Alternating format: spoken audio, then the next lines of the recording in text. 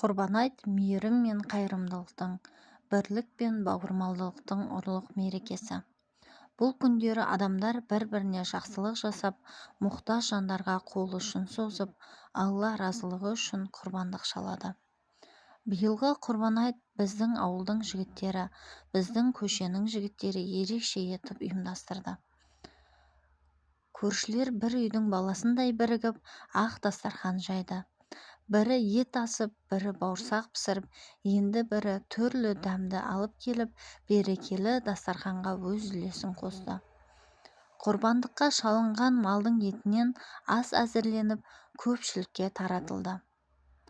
Балалардың қуанышында ерекше болды.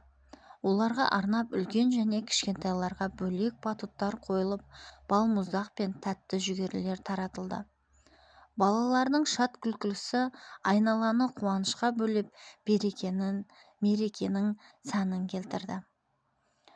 Ал ақ жаулықты аналар мен ақсақалдар ақ баталарын беріп, елге амандық, жұртқа тыныштық, әр шаңыраққа береке тіледі.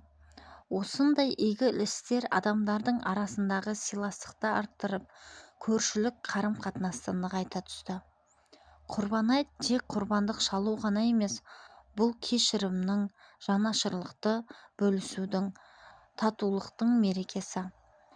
Баршаңыздың шаңырақтарыңызға құт-береке, молшылық пен бақыт тілейміз. Құрбан айт құтты болсын. Әр шаңыраққа амандық пен береке тілейміз.